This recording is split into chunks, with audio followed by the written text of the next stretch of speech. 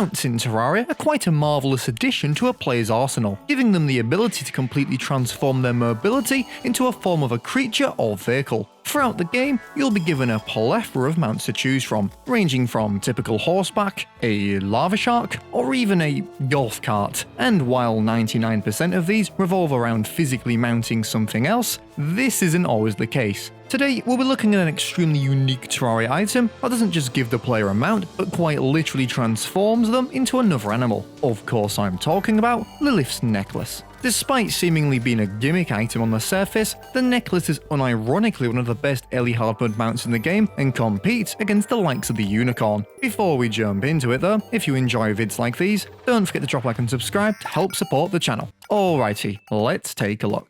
Now, for many of you, this may be your first time hearing of the necklace, and I completely get why, as it requires you to farm wolves in your surface snow biome at night. Wolves are an odd Terraria enemy that were introduced a long time ago, but didn't receive a drop until recently. So if you're after the mount early, while you can farm for them organically like this, I'd recommend setting up a quick farm instead to make the process a lot less painful. For this, we can just build a simple little volcano farm. First by flattening an area of your choice and removing excess background walls, and then building two triangle shapes apart from each other to create a gap for enemies to fall in. As you can see, this is terrible, because I didn't consider the wolves a massive jumping distance. So with some amendments made, it's now fully operational. All you'll need to do is sit and wait. The lava will deal with all the surface mobs, and even with a kind of cruel 4% drop rate, I managed to get one to drop in only about 6 minutes of farming. It's also worth mentioning, if you just want to see the necklace before getting it properly, by creating a journey mode character with the name Wolfpet, capital W, capital P,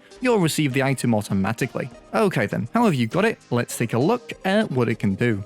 Named after the daughter of Terraria's creators, when equipped, the necklace will grant the wearer the power of the wolf, increasing movement speed, jump height, and decreasing player dimensions. In a straight line, the wolf is able to hit a max speed of 48 miles per hour after about 2 seconds of acceleration. You'll also be given a nice 15 tiles extended jump at your disposal. Off the bat, this competes with the Basilisk mount, beating it in both speed, acceleration, and jump height, but is absent of the ability to deal damage when charging for enemies. So yeah, while it may trump the Basilisk, what about the fan favourite, the Unicorn? On paper, the Unicorn mount is much faster, can jump higher, but has a much slower acceleration. This means that in practice, I'd actually say the Wolf is far more useful, maintaining a higher average speed regardless of rough terrain. And this brings me on to another positive of the Wolf that not many other mounts benefit from. Its size. Yep, just how many times have you had to dismount your Unicorn just to fit through a door or mine tunnel? The Wolf, however, can slip through any player-sized openings, making it far more practical.